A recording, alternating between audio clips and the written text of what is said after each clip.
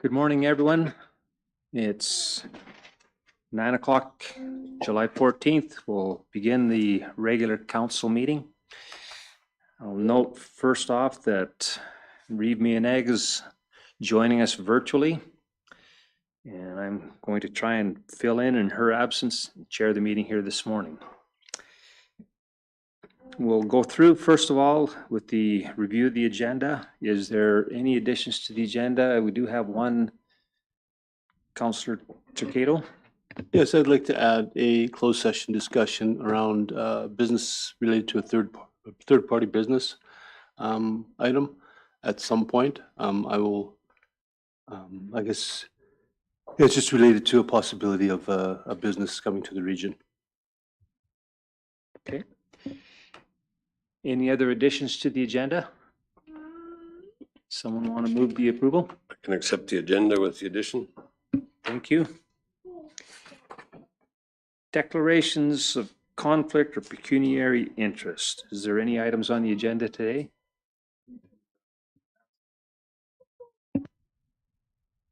There we go. So all in favor of adopting the agenda? Thank you, Ernie.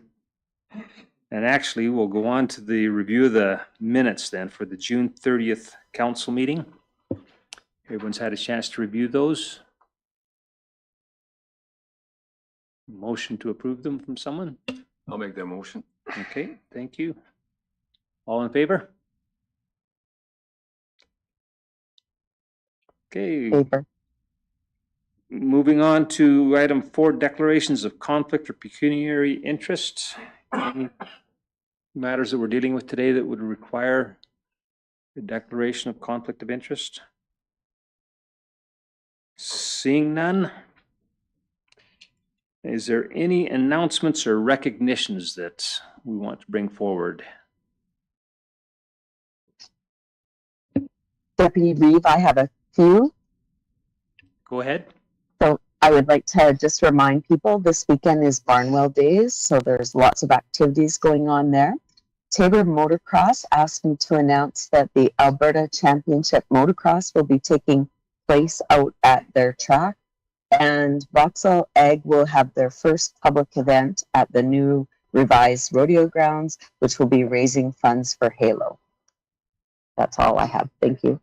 Okay, thank you. Appreciate you bringing those forward. Is there any comments from the public? We will move on to the delegation shortly, but is there any comments or anyone online?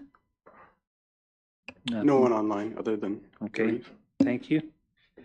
So we'll move on to delegations. We've got the Mitch Grumelheis family.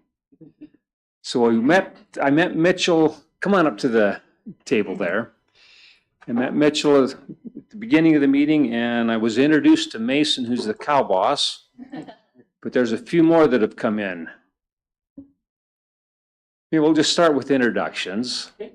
So I'm Lane Johnson. I'm the counselor for Division 1, which is west of Tabor.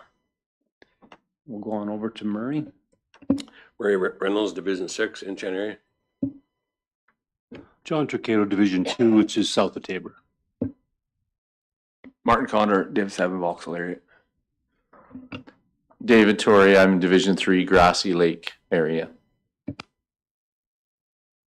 Ernie Peters, Division 5. There. Yeah, and then we do have Reeve Mianaga that's online as well, joining us from a remote location. So go ahead. Well, yeah, thanks for your guys' time, and nice to meet you all. Has everyone read our proposal, or would you like me to read it myself? Or? No, it was included in the agenda. Okay. I think trust that everybody has been through it. This is an opportunity for you to elaborate on a little bit. Sure. And provide a little more background information for council to consider. Wonderful. Yeah. We had just moved out to the farm. We were living in town and farming, and then as we were putting our mobile home onto our place there, I was like, what's all the commotion on the road? And the MD was removing the Texas gates, and so I'd gone over and just asked them what was happening, and they told me what they were doing, and I was like, oh man, you gotta be kidding. I'm just getting set up to run cows out here and get my feet under me. And so I was just, you know, calm with them, and obviously me talking to them while they have all their equipment out there is they're going to do what they're going to do, right? So I had just let them do their thing, and yeah, they had removed them. It's yeah, it would be really, really awesome for our family and for our farm if we could have those reinstalled. Um, yeah, so. Just any questions from members of council? Go ahead. Just wondering if you had communication with Public Works to find, is there an application that would allow you to put Texas gates in? I have spoken to for sure 2 different people from Public Works, I believe, and they told me a lot of what I wanted to hear. That yeah, they kind of kept going around in circles, where he said he would talk to the one guy, and then the one guy would talk to the other, and so then that's why I brought it here, so that we can just go through the proper channels to have them reinstalled, essentially. Councillor Condor?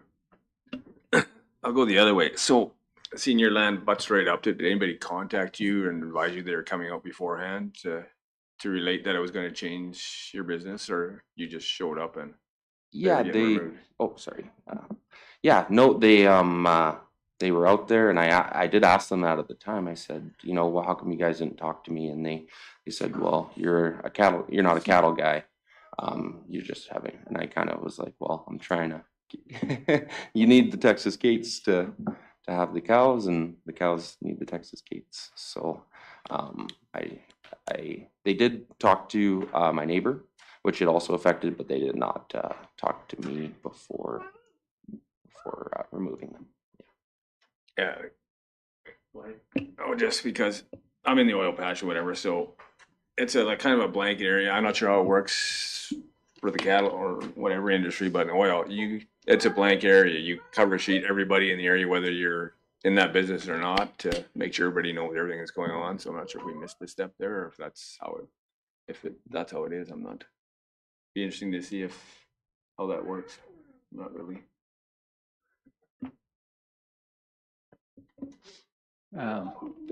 Not being familiar with what past practice has been, I know there is policy in place that applies to the installation and maintenance of Texas gates. Is there some history on these particular gates that we should be aware of? Yeah, I think Corey can speak to, I guess, the removal or purpose behind, rationale behind removal, better than myself. Thanks, Arlis. Yeah, so those Texas gates on that road in particular were removed they were deteriorating. They were becoming a safety hazard to the motorists. Public Works was out there numerous times to repair those gates. It becomes a maintenance issue for Public Works grader operators and our staff to come and clean those out. Not only that, but vehicles passing each other over those Texas gates is unsafe. We did see that the traffic patterns on that road were increasing over the years, so we just made the decision to remove those. We didn't contact Mitch. We contacted the people we felt were going to be affected, which were ranchers in the area. That's maybe the reason why we didn't contact you, so I'm sorry about that, but yeah, hopefully that answers your question right now. What was some of the feedback that might have been received from the others that were contacted? Were there concerns raised with the information being provided that the gates were going to be removed, or? The other rancher in the area didn't like it because it was an additional cost that he had to incur, but he did put up 1 mile of fence. So. So if I understand right, according to policy, they can be reinstalled, but they would be installed at the expense of the applicant. That's right. And the future maintenance and repairs are on the applicants. Okay. And when were they removed? Was it this year? Last year, It was in, I believe, might the have been winter of 24. 2024. Yeah. Okay. Are you into cattle now? I am, yes.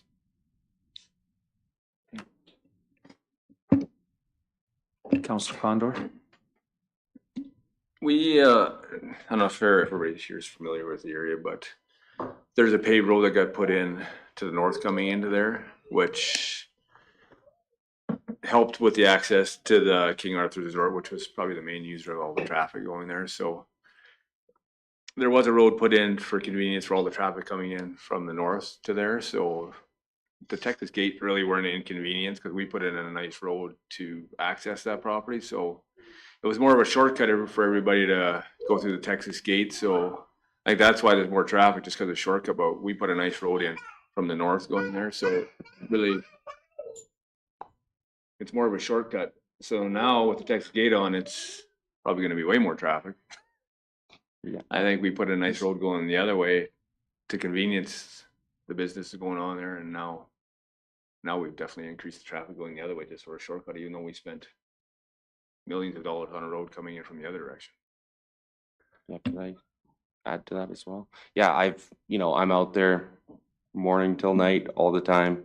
And really the only individual that I've seen who drives that road, my road, frequently is Brody Lancer, who runs the campground. But everyone else does come from the north to access the campground because it is paved. Nobody wants to take a bunch of gravel and wreck their nice vehicles when they're trying to go on holidays to the campground. It is a very, very quiet road. Yeah. So just the way I understand it, then the gates were removed for safety purposes, reasons, because their condition, they had been there for quite some time, had reached the end of their useful life. The policy as we have it in place right now provides for gates to be reinstalled at the cost of the applicant. Has that been discussed? Is that something that you're aware of? That is not something I'm aware of, no. Okay. Because I guess I would suggest that maybe the more important thing or the appropriate thing to do at this point is for you to have some further conversation with administration about what the options are for the installation of updated Texas gates in accordance with the policy that we have in place. Okay. Yeah, and it's just really too bad because I was around those Texas gates a lot. I really didn't see them deteriorating, truly. They were not being filled with dirt and stuff. They seemed perfectly adequate to me. I understand that it is a pain for the graders to have to lift up there. But that being said, they do have a very important purpose.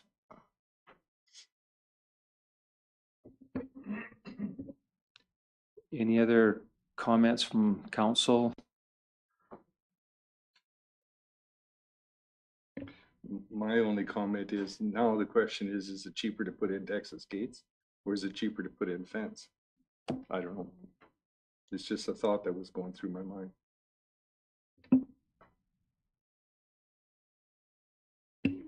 And go ahead, Councilor Tory. I'm on a ranch on a quiet road as well, and we do have Texas gates on the MD roads, and yeah, it's always this struggle. I feel bad for the road graders because the Texas gates are a huge pain, but and I don't know the infrastructure where your water is and everything, and so it's just. But in some cases, it's not just a little expense; it's huge. You know, moving your water, putting fences in, and so having Texas gates is kind of a part of, I mean, my ranch is at the end of the road, right? And the only guys that come in there are oil people. and we do pay to get them cleaned out, and we clean them out ourselves sometimes as well. So, no, it's just that struggle, and so I feel bad for operations as well, because these are, I run a road grader on my roads as well, in Texas Gates.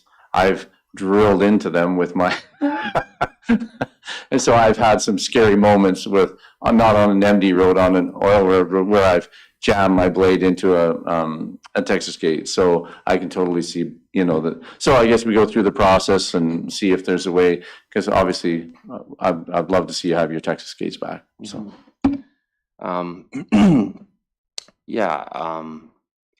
It would be a significant, I'm happy to maintain them, like meet you guys in the middle. If you guys can just re-put back, when I purchased that land, like busted my hump to try to afford that.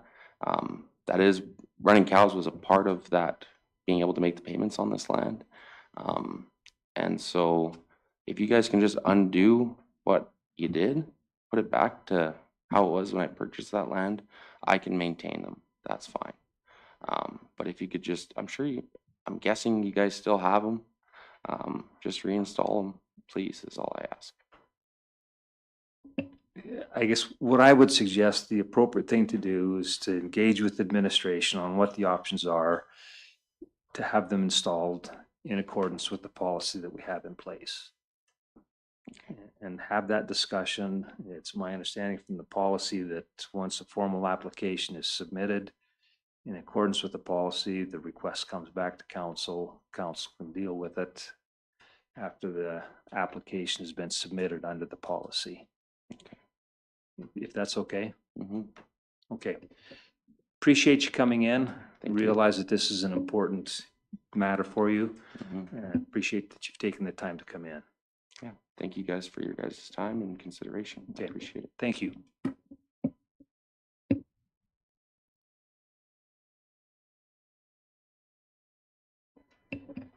Okay, moving on to the consent agenda.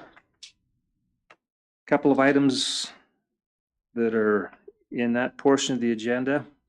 Any questions coming up from the correspondence that we have in the consent agenda?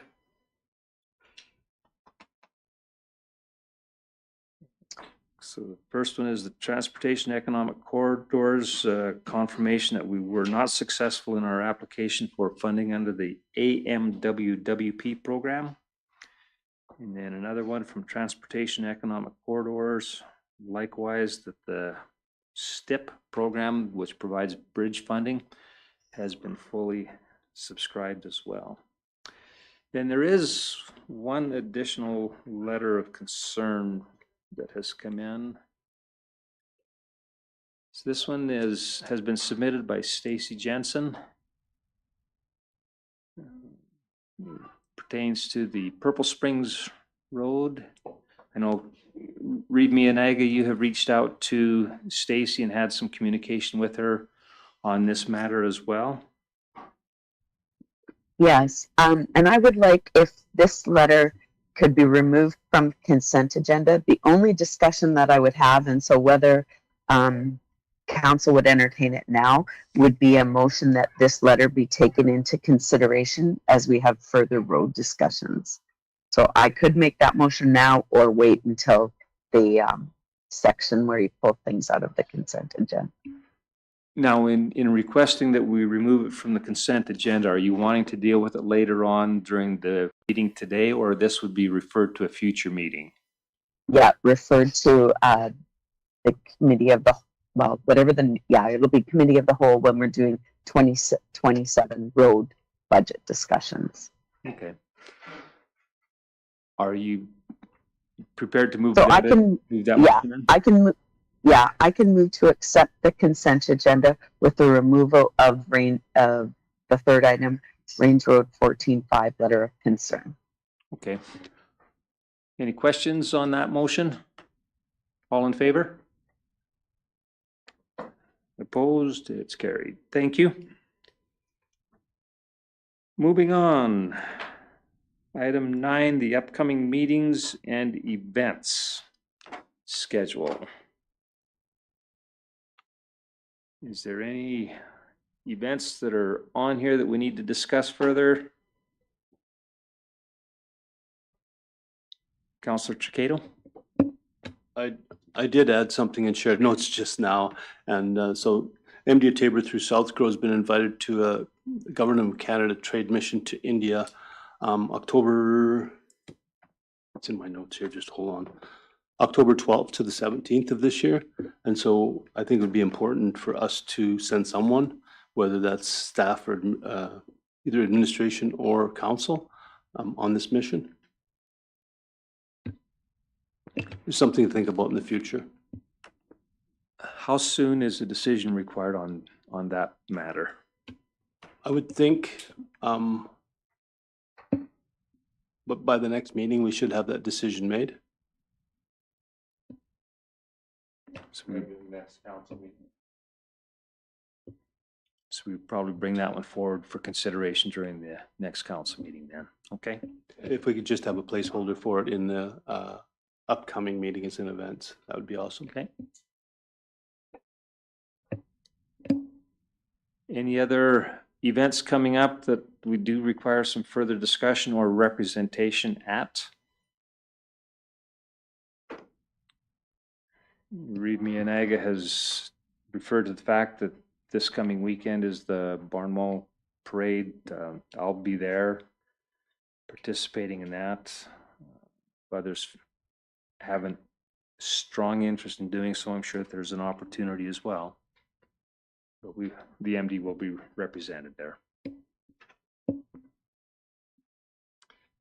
I have a question. What is Tabor's Table? Go ahead, Councilor Chikado.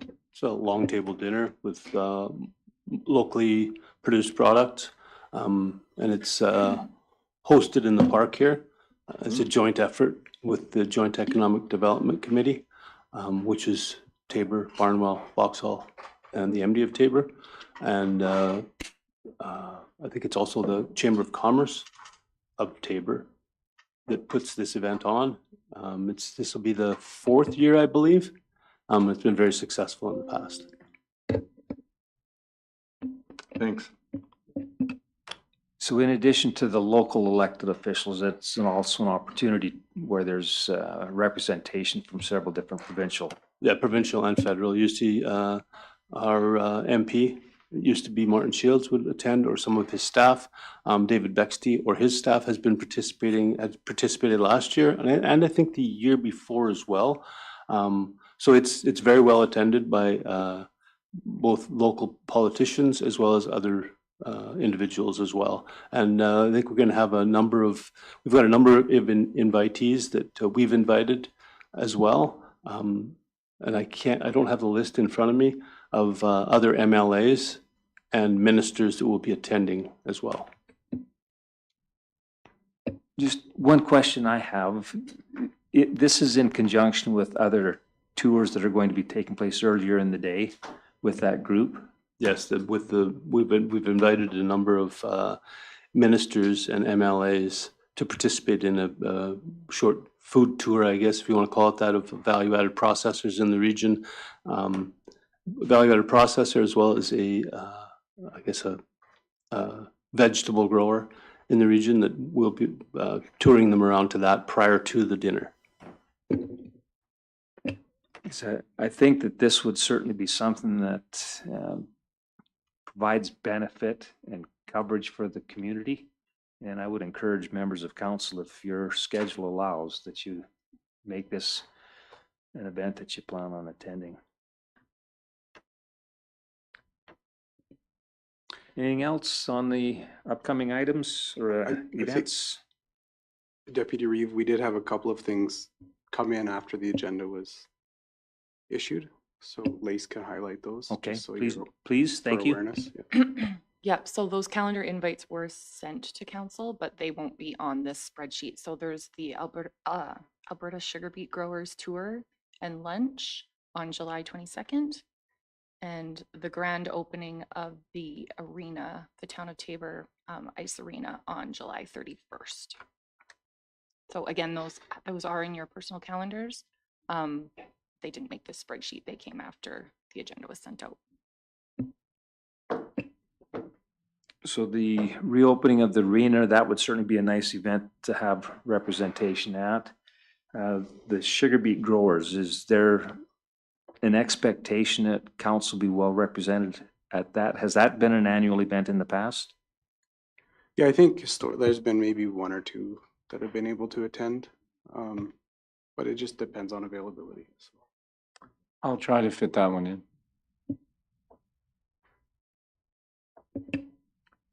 And the representation at the arena opening, are they wanting someone formally there on behalf of the MD to participate in the program? There wasn't a formal request to speak or give remarks. It was just a general invite for our council.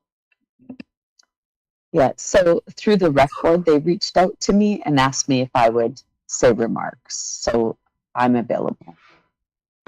Okay, thank you, Reed Mianaga. Okay, anything else on the upcoming events?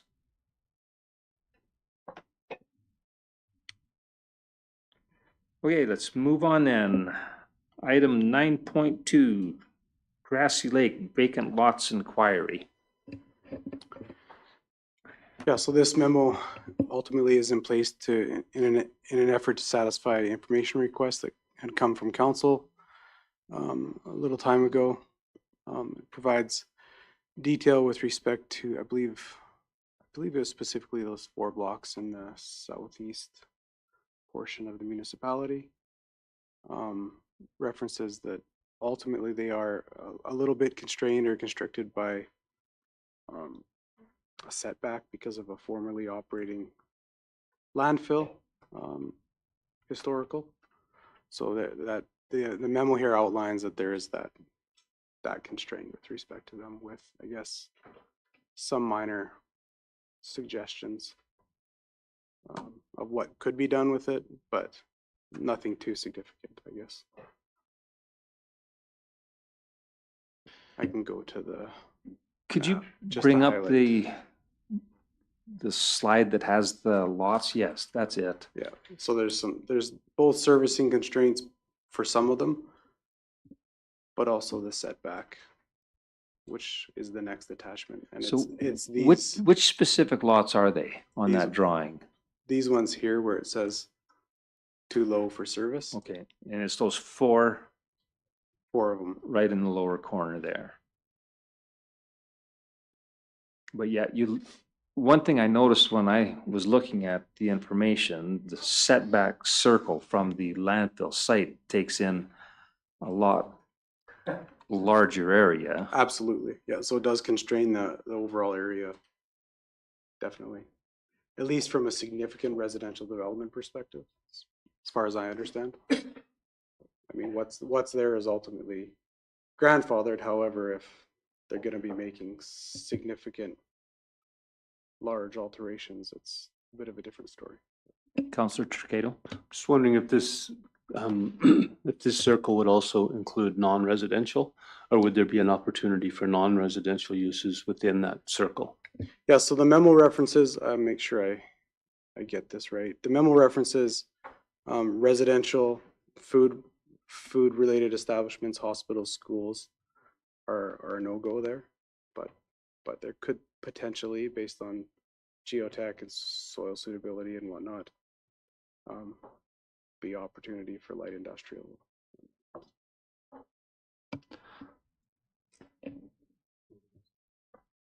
Now, Councillor Torre? now related to that, that whole area to the east, of course, is, unless major work is done there, is not going to be residential. So we do have those streets in place for all the, in that uninhabited land to the east. Could we go forward with the application to have those roads removed, because that's a provincial thing, right? And it takes about a year.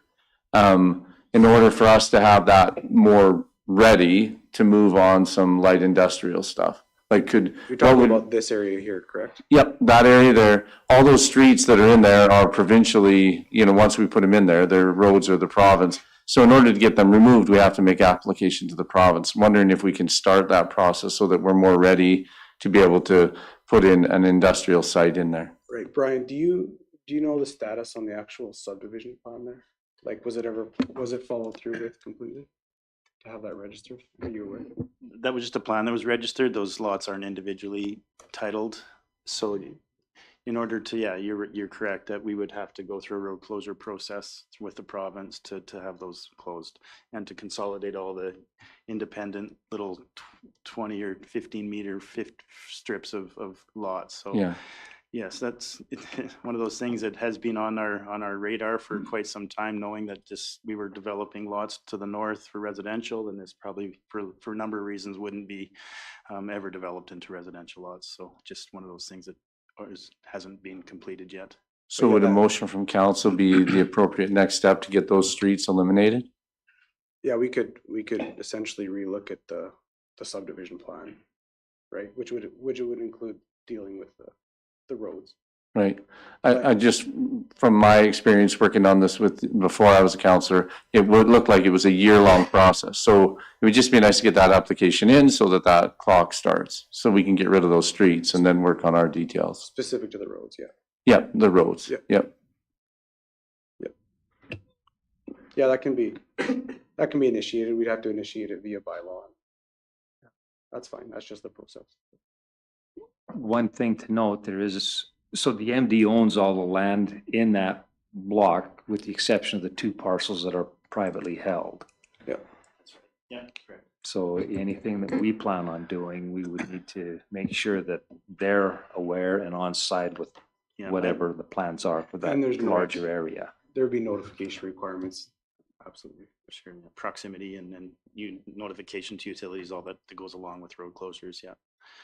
No, I've reached out to that individual as well, just to see what his plan was, or if he was interested in talking to the MD about either selling or trading lands, or specifically selling, but at this point he wasn't interested, but it would be nice to have that whole parcel as MD owned for sure. We limit what we want to do there as far as industrial or other uses. So knowing that there's interest in doing something with this in the future, is it enough then for you to go, I guess, and report back with some options for this, or would you prefer that some direction be provided by council in this regard right now? Well, I mean, specific to Councillor Tory's comments, council can easily give us direction to initiate the process for closing roads. That will naturally spur a request for a decision to come to council. At which point in time, yeah, it's upon us, administration, to provide you guys with our perspective on what's appropriate moving forward. Okay, I'm prepared to make that motion. Go ahead, Brian.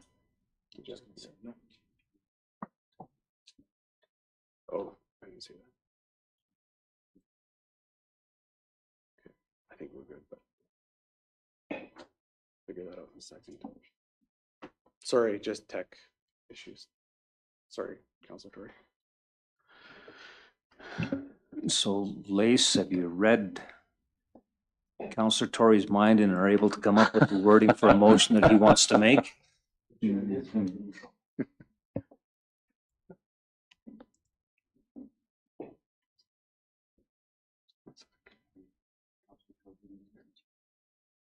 You're ultimately, from what I understand, making motion to initiate the road closure process? Just the road closure part. That way we're more free as a council to do the rest of the work later. Yep. Now, would it include, it should be more than just road closure. I think you want to explore what the future potential is for that area. Yeah, and that'll be part of the process, but we got to close those roads, I know, before we can do the next step. Yeah, like if we're gonna be looking at a re-subdivision or a different approach to what we consider for those lands, that would not be natural, I believe.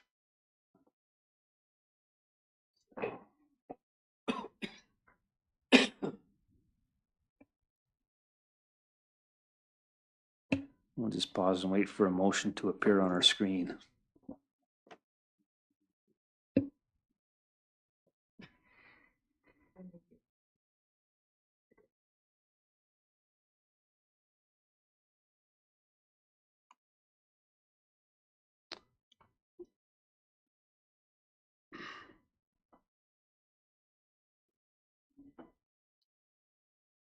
Just one sec.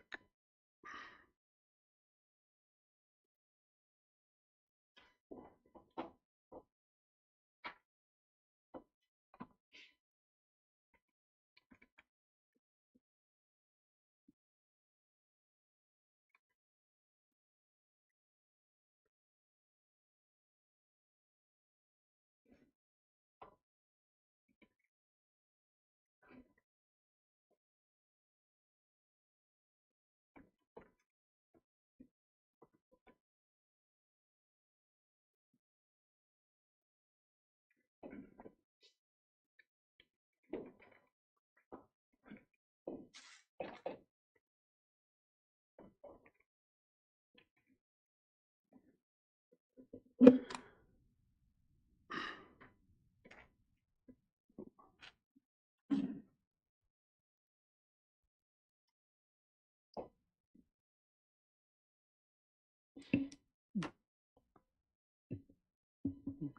Do you that want me to read that represent in? your thoughts there, Councilor Tory?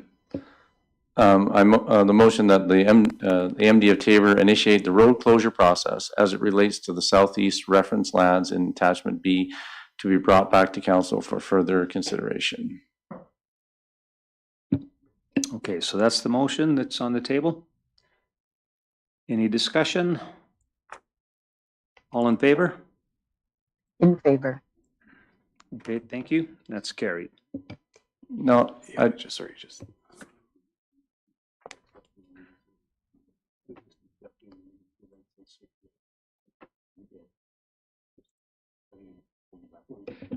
Was there another comment that you well, had, just Councilor Tory? related to this item still, some of the other low spot drainage areas, there's just residents that are curious and maybe, I've just got to dig into it a little bit more, but on just north of Second Street South on the screen right now, we see that low spot drainage area there. And there's definitely people that would love to fill that and build there. I think it would probably be an interesting spot for senior residences but it wouldn't require that whole area. But do we know about how much fill we think we would need to get that? I mean, if it's just low, but there was some talk maybe of a tank that we thought might have been in there in the ground, or do we know? So there's no concerns environmentally, it's just not a great draining area. I think we'd have to do more digging to know for sure specific for that. I know we do have infrastructure right in the kind of the center here. You can't really, anyway, you see the cursor in and about here. You have some drainage, some lift station infrastructure there, yeah. Because I know that we could sell that as an MD, all that land, people would buy it immediately, as long as they knew what they had to do. Like, we wouldn't necessarily have to do all the repair work, they could do it if they knew what it was and how much height, and maybe a requirement for no basements there or whatever, right? Because they're fine with not having basements if, they're fine doing fill and then just do a slab, yeah. Could I We could, suggest that this is probably a separate matter from what was originally brought forward when this item's on the agenda? And I think it would be appropriate for us to come back to this at a future meeting, have some further discussion concerning the potential for those lots in the future. Is that okay? Yep.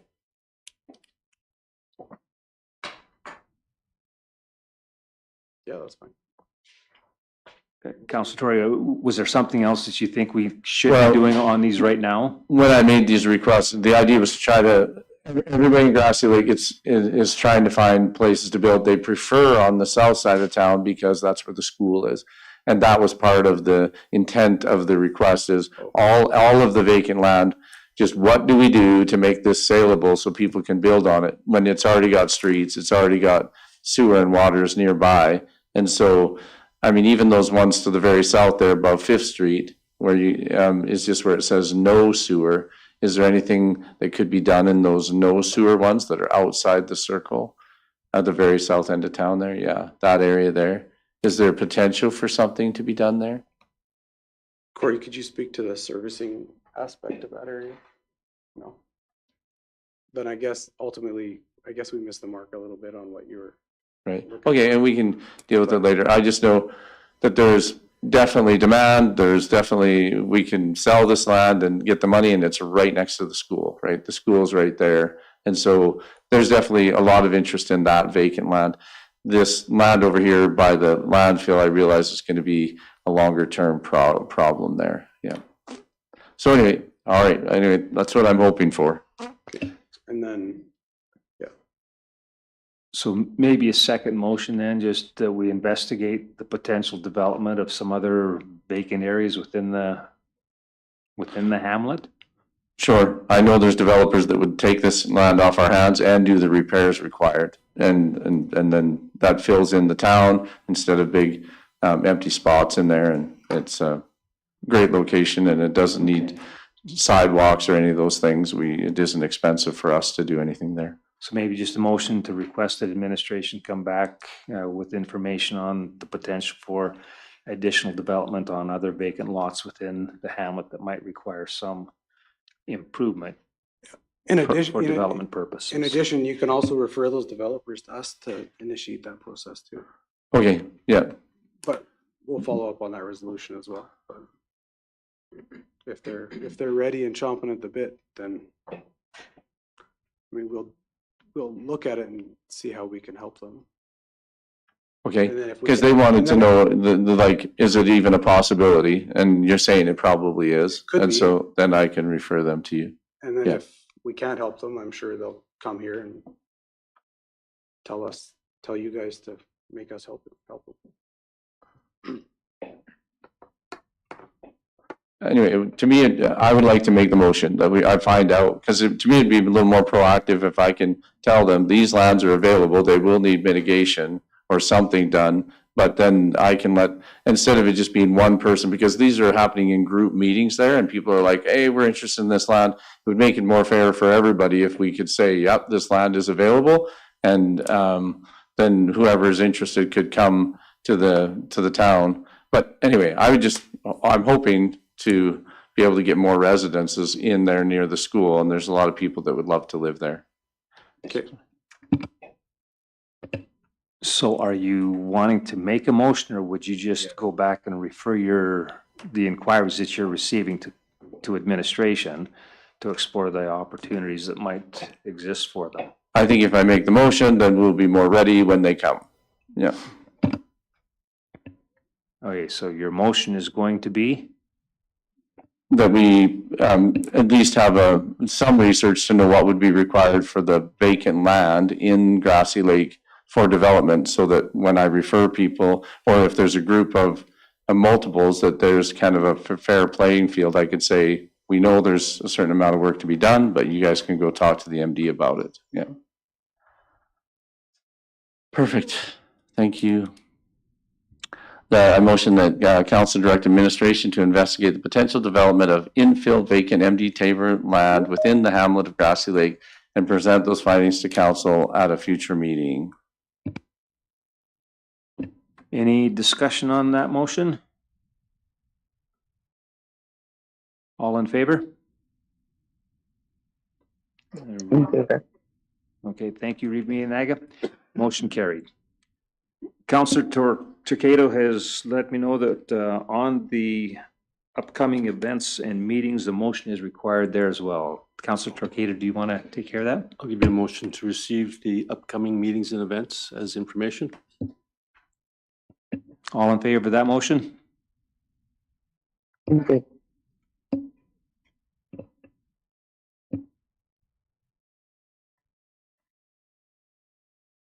Moving on to item 9.3, MD of Tabor Land Status Inquiry. Have a memo from administration on this one? Yeah, so this was a request from council. Council had made a previous, sorry, I'm just having some severe struggles with technology today. Go to that. Council had, or a councilor had requested, or a couple councilors had requested status on this. Council had previously included the lands noted in this memo as part of a potential sale. Just pending, ultimately pending council passing and adopting the agricultural land sale policy, which is not yet adopted. So it's right now, I mean, previously it was a tendered grazing lease. Previously it was being grazed before it expired last year, and right now it's not being grazed and sitting, waiting for the sales policy to be adopted. Councillor Torquato? Is there a possibility of tendering this for 1 year till we get our sales policy in place? Would that be the proper thing to do here? Brian, do you have any insight there? I have a thought, but. I mean, as far as, to Councillor Tory's comments just a second ago about lands within the hamlet, as far as fairness and making it available to everybody, I guess tendering it would be the, in my opinion, the fair approach. But my preference would also be for council to actually finish the policy. But I agree with that, but I'll give you the motion that we tender these six quarters, I think so. So- These so 6 quarters out for 1 year grazing lease. So these would be two separate leases? The one parcel is separate from those other 5? Okay. Exactly the way they've been tendered in the past, whatever configuration that is. So you're making a motion to that effect. Now, is that for the 2026 season? How soon would that tender be advertised? we typically, I think fairly quickly we can get it out, but we typically advertise for a couple of weeks. And then award. Okay. Is So that that's the motion that you're making then? accurate? Yes, and I guess at the end I would add that whatever process is typical would follow that. We just follow the tendering policy that we've used in the past. Yeah, more so practice, but yeah, So, may I? sorry. Any discussion on the motion? Yeah. I'm having trouble sharing the video. Reed Mananaga? It's okay. Yeah. So my question is, so if we put it to tender, what end date do you want to have it at, right? We're already July 14th. So if you're going to go for a year and, you know, if we don't have it out or determined till August, that really changes how perhaps we'll deal with it compared to the other leases that are all kind of in limbo right now. Councilor Tricado? I would suggest October 1st, from whenever the tender date is to October 1st this year. We have gone later with some of our terms too, if that is a problem getting in the grazing allotment prior or before that time. So we could even put a December 1st date if the water is probably the more limiting factor in that than the grass at that point. But And is this then, I mean, obviously we haven't passed any policies, but does this give that successful tender the privilege of purchasing under the could be proposed terms? I don't think this is that kind of a lease, right? These are those tendered leases and that's handled differently. Yeah, I think we can, I mean, for clarity's sake, we can stipulate that.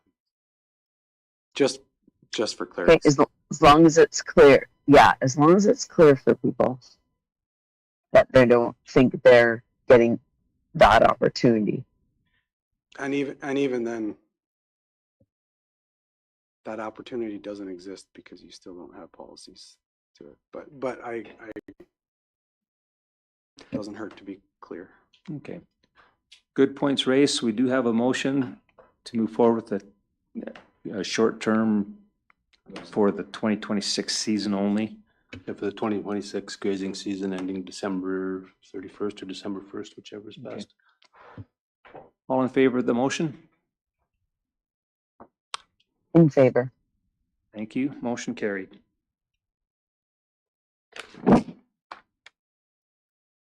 Okay, item 9.4. Amendment to the land use bylaw to provide for data centers.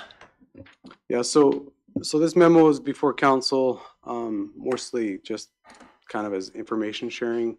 Something the administration has been trying to be a little bit proactive on is just trying to incorporate data centers a little more specifically within our land use bylaw. Just so that we have some sort of basic framework to address it if it becomes something that is of substance within the municipality. So the memo, from a high level perspective, is asking council to consider that as part of the overall amendment that's coming forward in August. What this memo specifies is the data center, I'll reference it here. What will be addressed in that proposed amendment is these bullet points here. These requirements will be identified as part of the amendment, as well as identifying the districts in which it becomes a discretionary use. So it's not just for clarity's sake.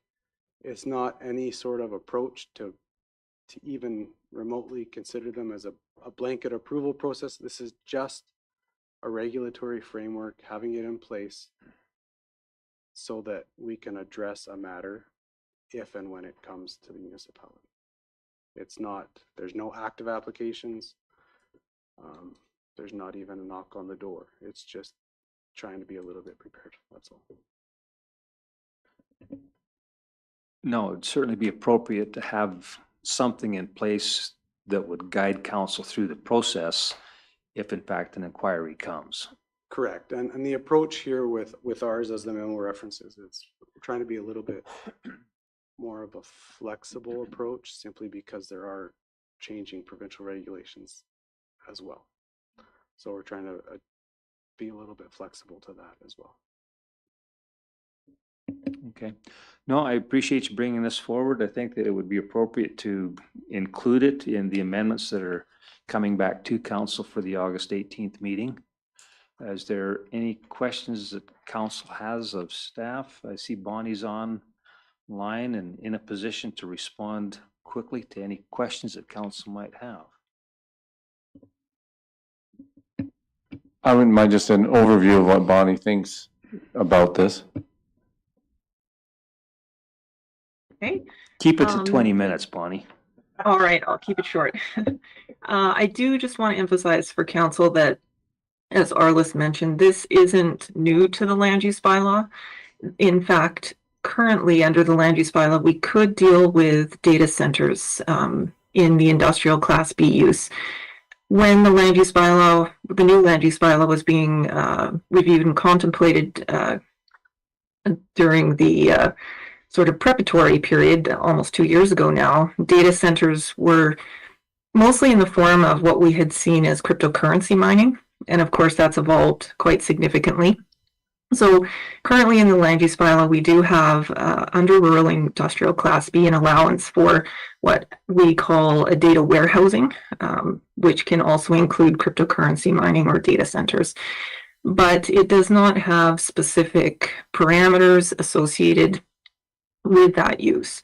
And so, as you're aware, there's a lot of discussion about this topic, and there's actually quite a bit of legal advice from a variety of legal land use planners in Alberta suggesting that it would really be to a municipality's benefit to specifically regulate this. So certainly this is something that the planning department is recommending, that we do pull that out of the industrial class B designation and specifically list it to assist in processing if an application was ever to arise.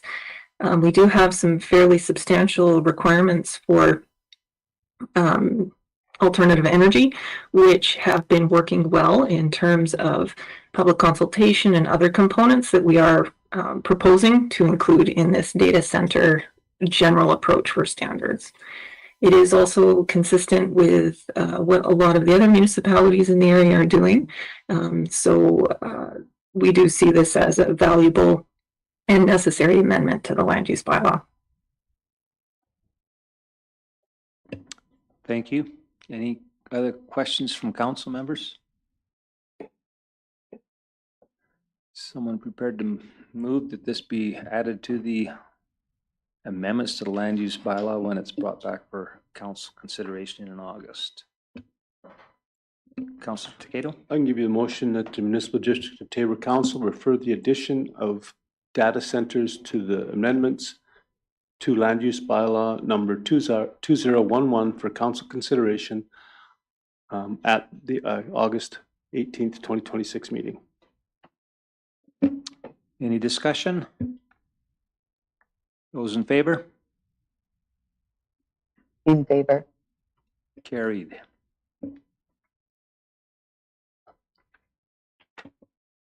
Moving on to item 10 on the agenda, request for decision non-bylaw. This is a Foothills Little Bowl Municipal Association resolution.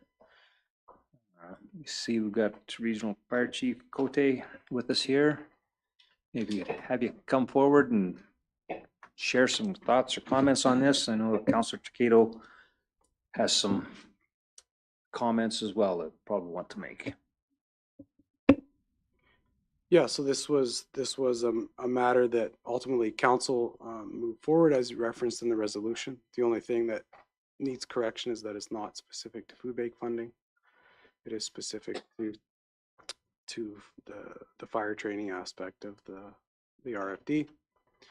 I think it was initially spawned out of Barnwell Fire Partnership Committee meeting, and it's a potential advocacy issue for council to pursue, and it's ultimately advocacy to expand the parameters of the fire training program grant to include for payment of paid on call wages for the firefighters that attend the training.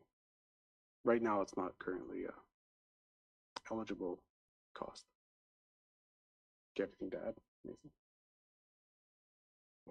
Nathan? The only thing to add to that would be, yes, to pay wages for paid on call as well as for full-time instructors. Councillor Takeda? I guess the reason for bringing this forward is most of the firefighting in the province is done by volunteer firefighters and administered and trained through professional trainers.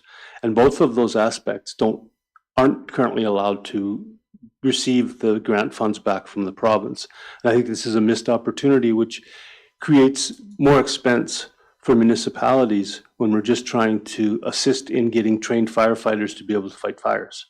And so I think the province, because most of the firefighting that's done in the province, especially when it comes to wildfires and rural fire departments like ours, most of that is done by either paid on call or straight volunteer service. And both of those are important to recognize as important. And that's why I brought this motion or this idea forward. And I think it'll be very easily passed at Foothills Little Bow as well as at RMA in the fall session. I'm just curious, is there a sense that this is an issue that is shared by other communities throughout Alberta? I find that I think the main issue is overall grant funding in total. Our province seems to be a little bit low on what they give out to our fire service in training grant funding. Other provinces around us seem to be a little bit higher. It further gets a little bit more constrictive, I guess, in what we're allowed to use it for.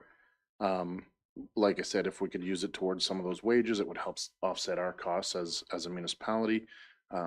Furthermore, Brandon, I'll use DC Bougie, pardon me, as a example. He's a full-time staff member, and therefore we can't use that funding towards what we pay him. And so it's constricting on what we can and can't use the money for. We can use it to apply for certifications, seals, different things like that. There's certificates in testing, which that funding goes right back to the government, just in a different area. But we can't use it for some of the things that cost us a fair amount of money. So, for a bit additional context, this particular program, I think it's the province has allocated, and we're grateful for every dollar the province can allocate to it. I think $500,000 for the entire province. So even if this was to be approved at the RMA level, if the province isn't going to increase the amount of funding overall for the program, is it going to address the underlying issue? In this case, it would provide flexibility for what we can allocate the expenses to. Okay. Personally, I think it's commendable that the volunteers are prepared to invest their time and effort in training, and the training is extensive. It's a real commitment on the part of the volunteers, and if there's something that we can do to help reduce the impact that it has on them personally and make it a little easier for them to justify the time and effort required, so much the better. And I would fully support moving ahead with this. I can make the motion if you, that the MD of Tabor forward for consideration the attached resolution regarding enhancements to the fire service training program grant to the September 2026 Foothills Little Bow Municipal Association meeting as part of its resolution session. Any further discussion on the motion? All in favor? In favor. Motion carried. Thank you for Thank you, coming Council. in. Thank you.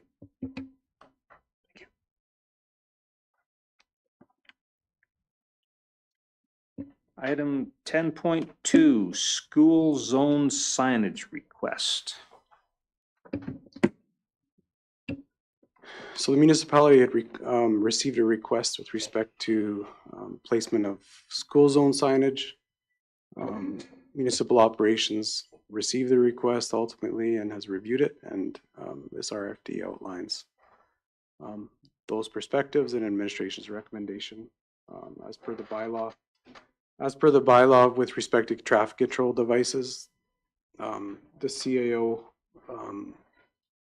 apparently has authority to place these at the discretion of council. So that's why it's here before council.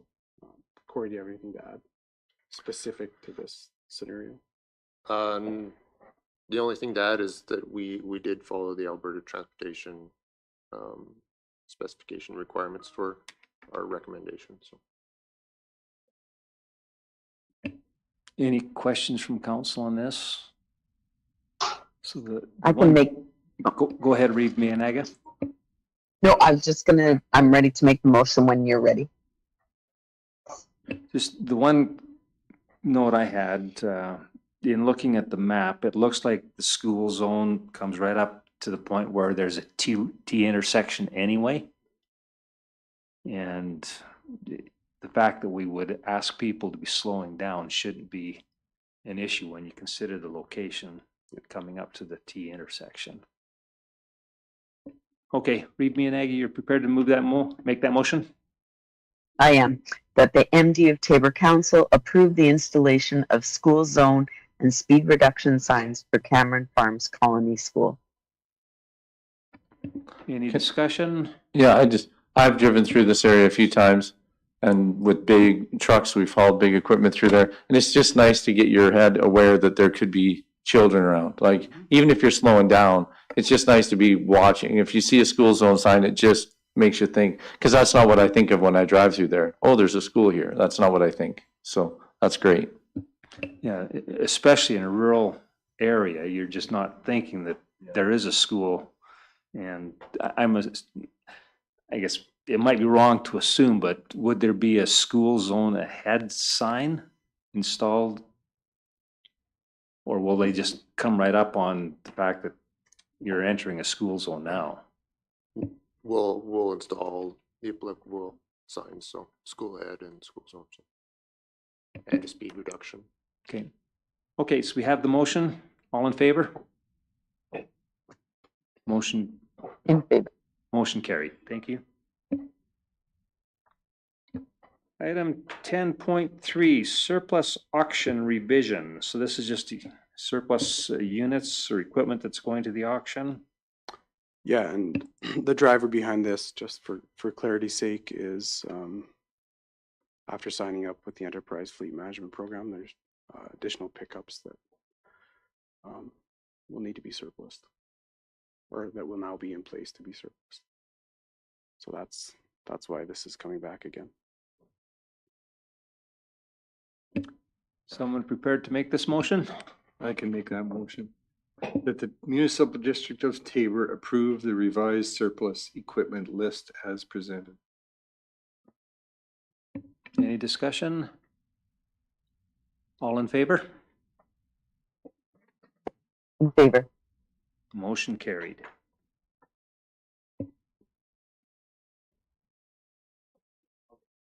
Sorry, I've had a request for a 5-minute break, if that's all right.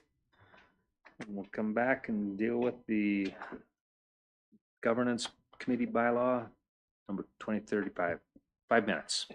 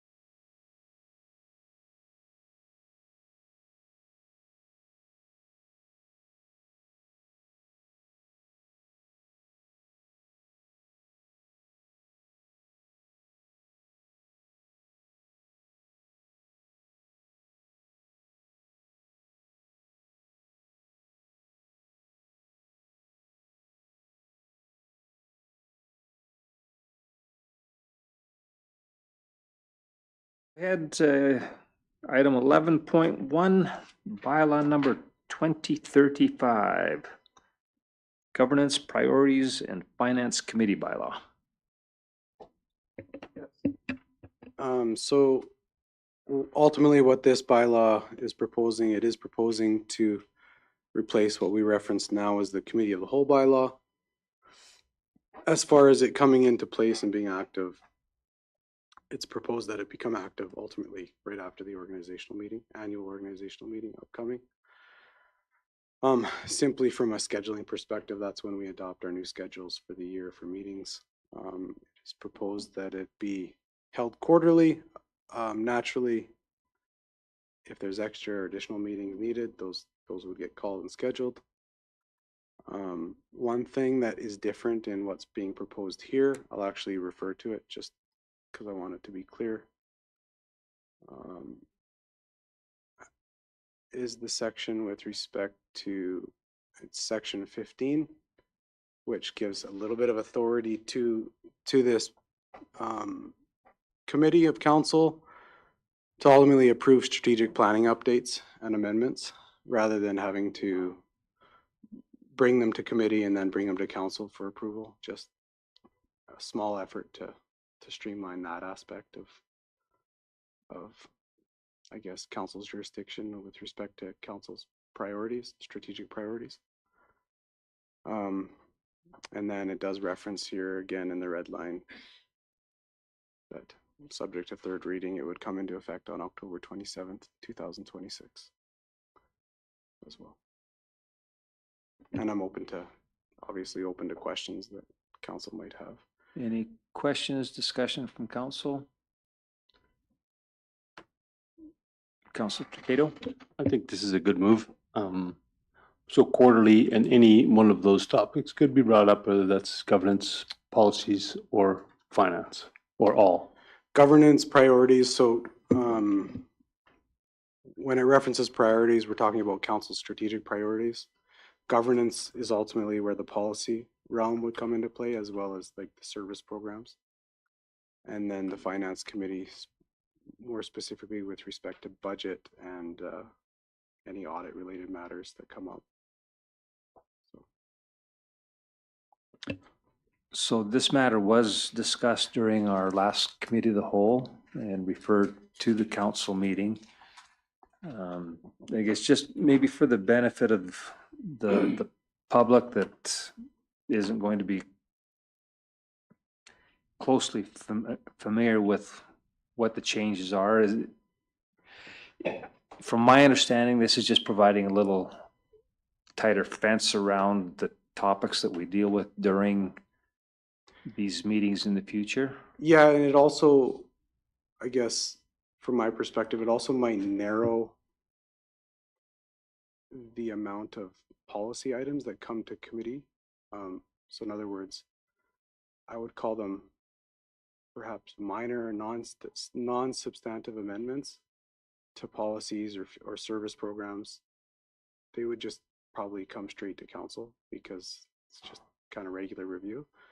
However, if we're looking at more of a service level change or a new policy outright or significant changes to existing policy, then there would be a little more sober second thought through the committee process. So it's trying to streamline some of the policy review as well as the strategic priorities.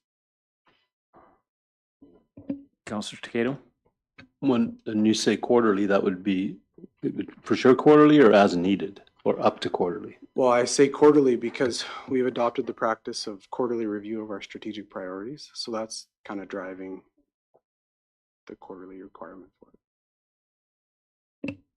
So that I understand then, part of the intention is that some of the stuff that has been reviewed during the committee of the whole would just go straight to council in the future and reduce the duplication of discussion that occurs on those specific items. Especially with respect to like policy review items that aren't really changing much other than updating them, right? Okay.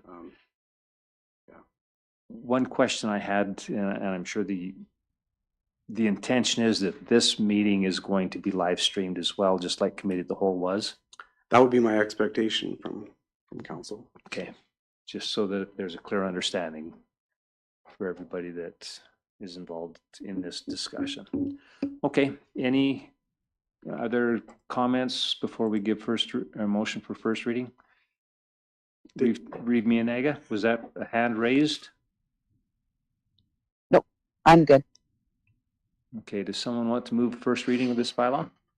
I can move that the municipal district of Tabor give first reading to bylaw number 2035, the governance priorities and finance committee bylaw. Any discussion? All in favor? In favor. Thank you, motion carried. So, next one is item 12, policies. So this is probably a good example of one that would normally just come straight to council as opposed to having previously been discussed by committee of the whole. Go ahead. Yeah, so this is actually a policy that previously hasn't existed specific to the identified purpose or noted purpose with respect to irrigation district or drainage easement requirements. I guess from a selfish administrative perspective, we want that guidance and protection and consistency that comes with a policy. For that sake, up till now, we've just been adopting our similar practice that we use with respect to oil and gas related easement granting. So this provides more specificity as it relates to irrigation and drainage matters that cross or require MD of Tabor land. So that's what this policy addresses. And it provides consistency with respect to the compensation side of things as well. Any questions, comments from council? I did have a few questions. Once an easement is in place, would there be an expectation that the easement would be registered with Alberta First Call? I'm wondering if that needs to be a requirement. I would expect it would be, especially if there's going to be someone's infrastructure inside the easement. So we can follow up and make sure it is. But if unless Brian, you have the answer to that. Any of the oil and gas easements would be, but right.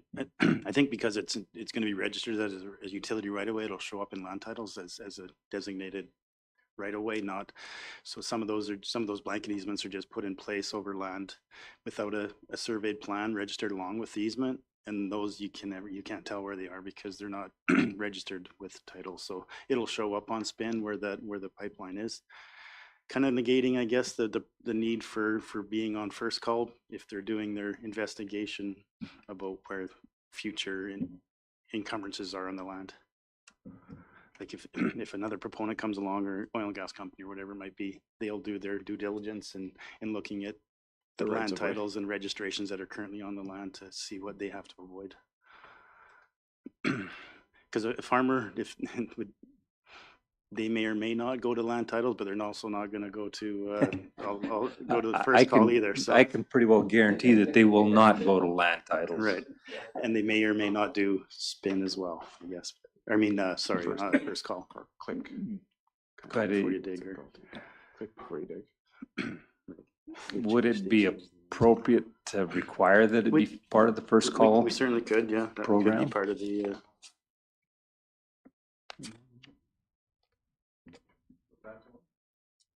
I don't know that you can with privately held. If it's oil and gas, then they do first call. But as far as even if there's underground pipelines, irrigation districts, they aren't on first call either. So I don't know that it's even available if first call would even take it on. I don't know that they would. But I don't know though. It's worth looking into, but I have no idea. I'm not certain on that either, John.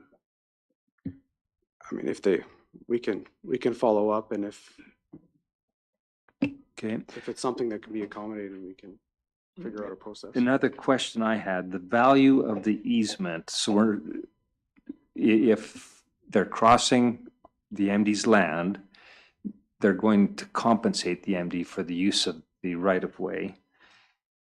Is the value that's going to be determined for the easement that they're going to acquire, it's based on the market value of the land? And is it a portion of the market value, or is it, if you're requiring 1 acre through a parcel, are you going to be paying the going market value, a one-time payment for that 1 acre? Yes. So it could be, if the price is $20,000 an acre that you would buy the land for, you're gonna pay $20,000 for the easement? That's my Well, question. Typically, I guess what they're crossing is our grazing lands, which are between $3,000 and $4,000 an acre, I would suggest. So we don't, currently, until other lands that we're developing, we don't have much $20,000 an acre land. So, and if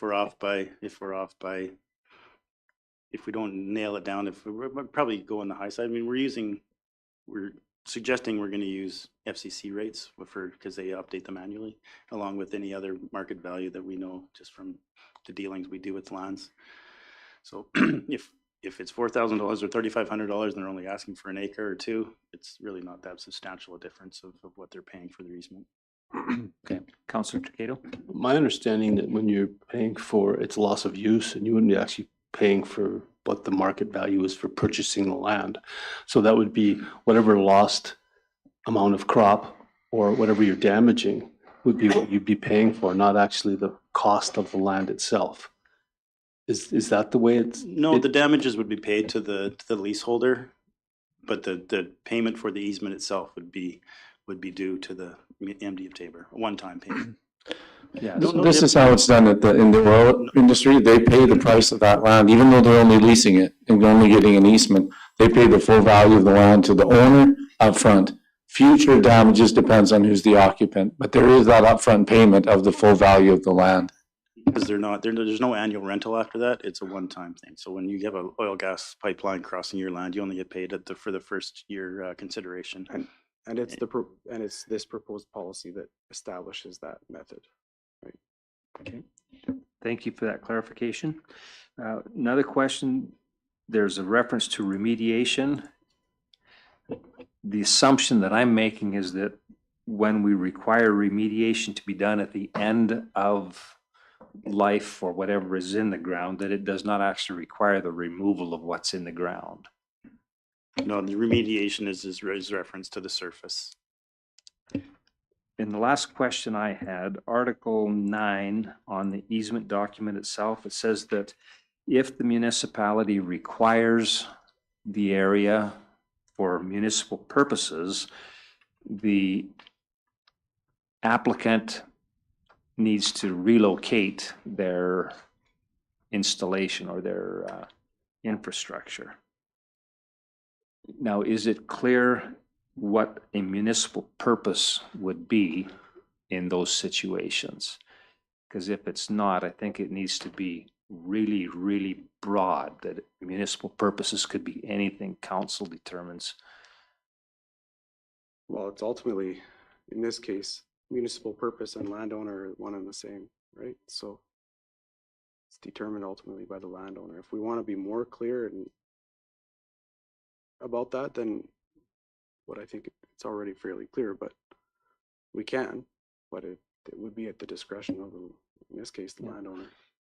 I feel it's important that individuals that would be signing off on this know that if we require that infrastructure to be moved for almost any purpose in the future, it's their responsibility to move it.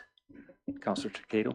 I'm not sure if this is addressed there either so if let's say there's an easement going across our lands and we now decide that we need to cross it for whatever reasons, whether we're putting in something else or another infrastructure, whose responsibility is it to locate that line that does not belong to us? Like who pays that expense, or is it specified in this agreement? Brian, can you speak to that?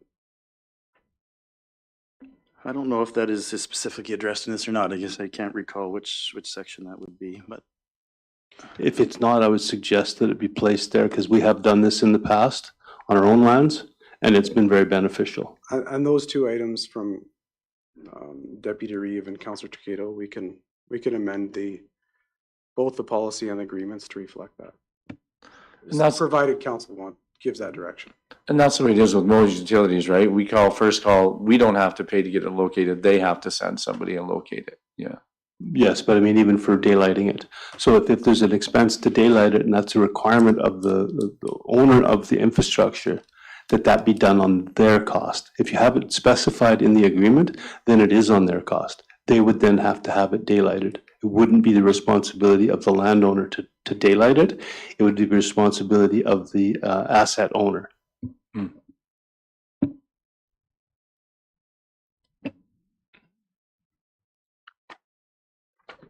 Although usually it's my understanding that if there's somebody that comes along after the installation has taken place and they're wanting to install something across that right of way, whoever's doing that needs to locate what's there and make sure that they're avoiding it. It's not that there's only going to be one thing there. There might be gas lines, there might be power lines, water lines, whatever. And whoever is coming in after the fact with a project or an installation has that responsibility to make sure that those lines are exposed. Yeah, typically whoever's developing would take that on, but. That is typical. But however, you can write that into your lease agreement or your easement agreement. You can write that in there, that it's the responsibility of the asset owner to locate that so that you can safely cross over or under, whichever is best. And in this case, if it would need to be relocated, that would be on their expense. So it kind of checks both boxes, these things that we're looking at here, because we have done that in the past on our own lands, and it's been very beneficial. So with those points having been raised, is there need for further revision to what has been presented, or are we in a position to move ahead with approving this as submitted? Either as submitted, or if you want, you can do as amended and reference those 2 points, and we can make that change. We can make sure those changes are clear in the agreement. Okay, are you clear on what your specific request is for amendments? So then I move that the Municipal District of Taber approve the easements over MDT lands policy, attachment A, that excludes oil and gas easements, as suggested amendments have been proposed today. What that means with the costs of relocation and also the cost of location being the asset owner and not the landowner.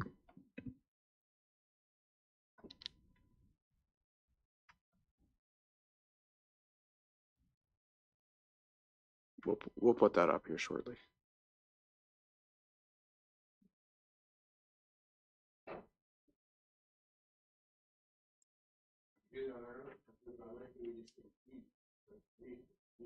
Yeah, 100%.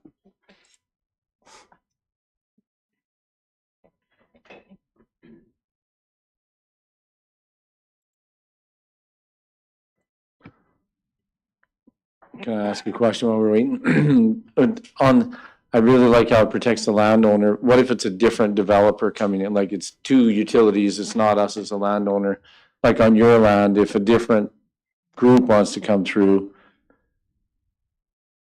do they have to do it, or do we make the original person have to do That it? was in our case, it was written as us as the landowners. We choose to cross it. It's on their expense to locate it. Right. And so we had that happen to us, and that there's 3 pipelines that are owned by the same company that cross our lands. The last 2, the amendment was written in. So on the original one that was done in the 60s, it wasn't there. And so when we added it to the last 2 that came through, I think the one was in the 80s and one was in the 90s, they then locate all 3 because they're there anyway. And Right. so if we needed to cross it, which we did for a pipeline installation for a pivot, Yeah. it didn't cost us anything. Yeah. We said, we're crossing it tomorrow, we need it located, and they came and located it, and then we were able to, I think we went under it, I believe. Yeah. So with the MD of Tabor, we being the landowner, if there was, say, a different developer, say solar came in later and they wanted to run electric through that area, then it isn't us, or we still request them. Regardless, it would still be us approving the installation of solar. So then as the landowner, we would be required to locate that. And so then we would ask whoever had SMRID's pipeline, whatever, they would come and daylight it for us. Yeah. Well, and the group that owns the infrastructure knows what's required to daylight it. They understand the sensitivity of it all. Yeah. Yeah. No, it makes sense.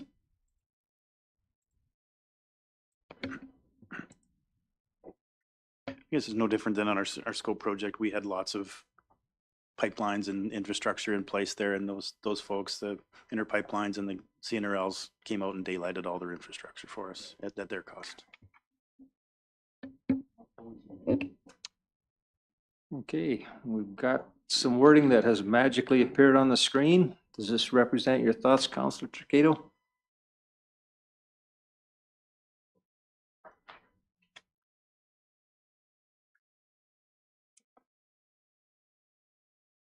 Yes, that looks good.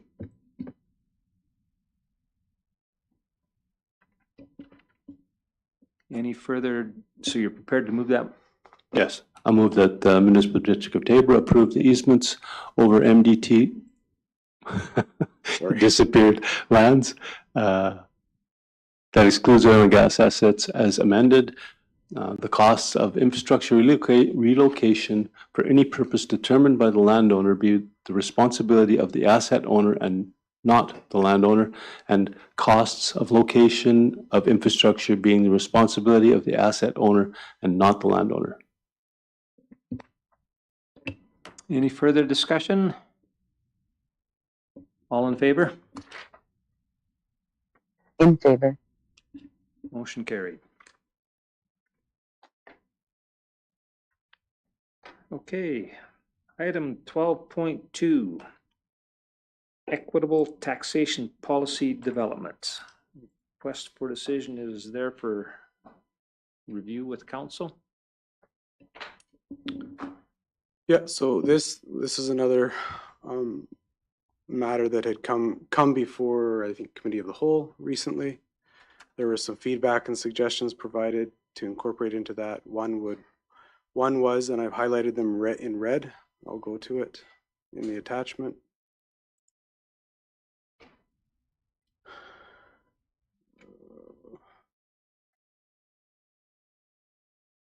Adding to the potential of adding to the administrative team of facilitators / consultant and legal practitioners, as well as the stakeholder engagement process, giving council the authority to establish an ad hoc committee or whatever they want to call that with respect to moving the policy initiatives forward. So that would ultimately, it's purposefully vague because that would be up to council to determine how they'd like to see it. The other suggestion that was provided at Committee of the Whole, I'll go back to our request for decision, was to allocate funds or fund that particular strategic priority through the hiring of a facilitator for the process. That is strictly a budget figure that was included in the proposed recommendation. I just don't know how much a project like this would be. I can only, I mean, it's not a great or direct comparison, but on matters like these, you do want to be legislatively compliant. So I do think there's value in making sure there's sufficient resource for legal expertise. Just from the perspective of legislative compliance. So a portion of that would definitely go towards tax experts from a legal perspective.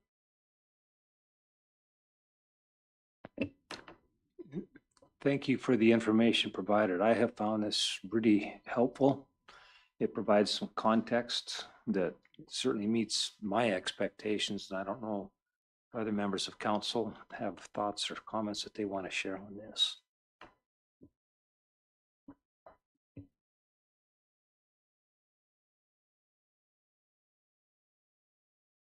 I guess it, if I may, it provides us a framework to do some work, but ultimately each of these propositions will have to come before council before they're implemented or options. So I don't feel it puts us at risk. I think it gives us an opportunity.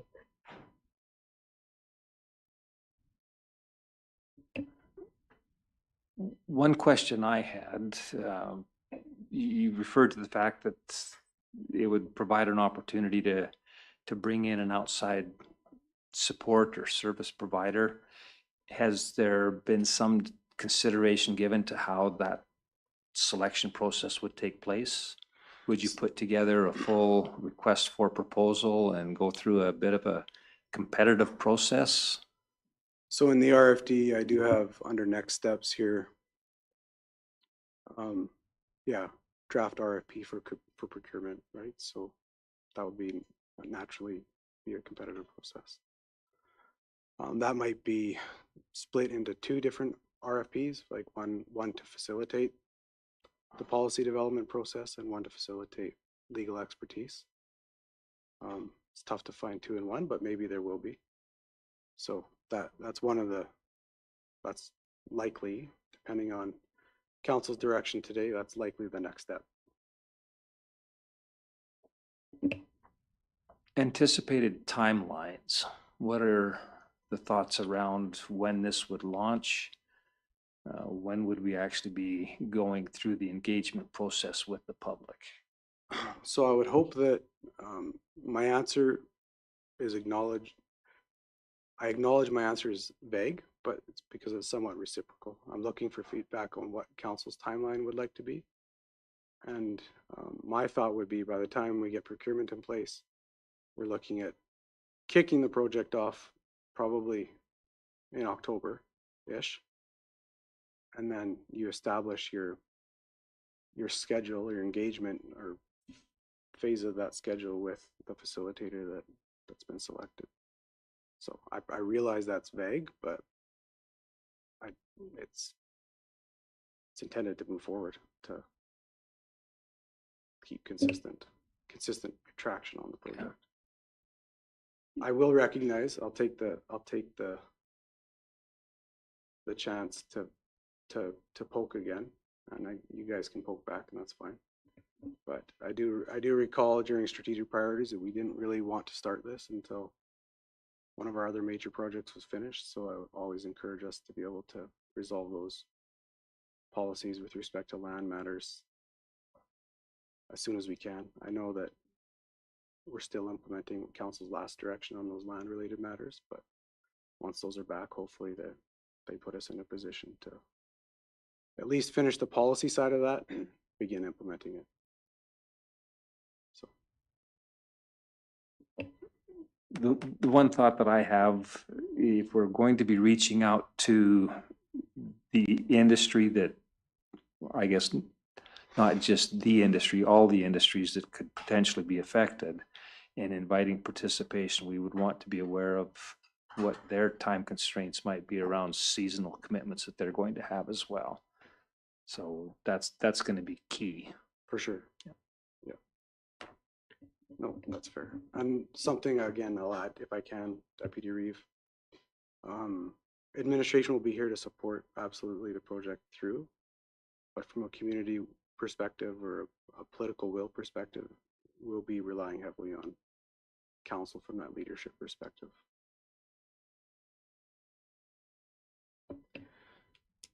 Any further comments, questions, Councillor Condor? No, this has been a long time coming. I think industry's getting bigger and bigger, and yeah, we need to make it who's doing the damage shared more properly. So this needs to be done sooner than later. So like you say, when the other one gets done, we should be on this right away, because back in the day, we never had these problems, but now we got big business coming in and big farms coming in and a lot of damage to the road. So I don't think a guy doing a little bit should be paying the same as a guy. It's a massive operation. So we need to get this, and I'd like to be part of this to see how we can get it done to make it fair for everybody.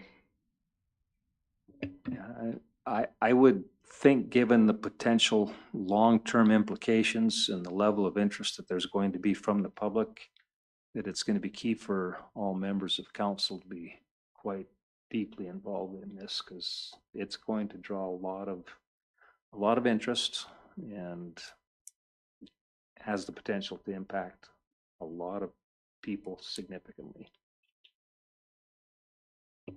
Any further discussion? So what is it that you're looking for specifically from us today? The recommendation is Be before us? approval of the terms, the proposed terms of reference. That's gonna give us a guide as we put next steps together, Okay, as well as theoretically a guide for council to consider as they go through the project. And then amendment to the budget is what's included in the recommendation. And again, that is a budget figure. Optimistically speaking, I hope it's less, but I just didn't know. I will admit that it's a guess, so. If you're looking for someone to make that motion, I can do that. okay. So Councillor Peters, go ahead, read it I- out. I move that council adopt the equitable taxation policy development initiative terms of reference as one or once of council Sorry, one. yeah. strategic priorities. And further, that the initiative be funded from the major projects reserve with a budget of $150,000. Okay, the motion is before council. Any discussion on that one? All in favor? In favor. Okay, carried. Thank you. Looking forward to that one. Consent agenda exemptions, there wasn't any I think there, count. was there one? This one. Yeah. So I can just, this is in regards to the Stacy Jensen letter. Yeah. So all I am looking for is to have a motion to refer it to the Committee of the Whole 2027 Road Management or 2027 Budget Road Management Discussion. So you're making that motion? Yes, please. Okay. All in favor? Motion carried. Council requests for information. Anything from any member of council? Notices of motion, there's a new form that everybody's got access to. Do we need to do anything about the India thing to make it? Okay.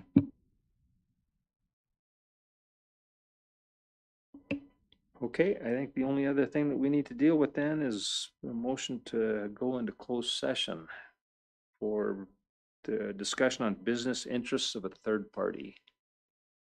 Motion to go in closed. All in favor? Carry.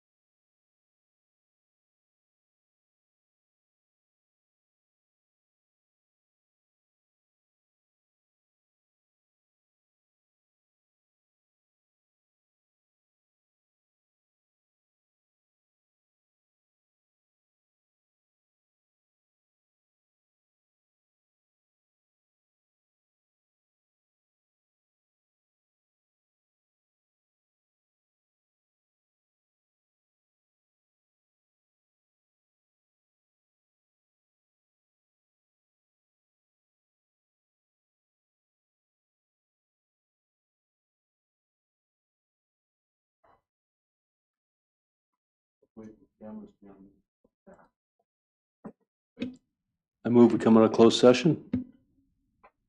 Okay, all in favor? In favor. Motion carried. No resolutions coming out of the closed session. I think that we've covered off everything on the agenda. Just to be clear then, our next council meeting is August 11th? 18th. You have a August committee of the 18th? whole on the 11th. Okay. Okay. Is there anything else before we have one final motion? Who's gonna make it? I move meeting adjourned. All in favor? Done deal. Thank you all.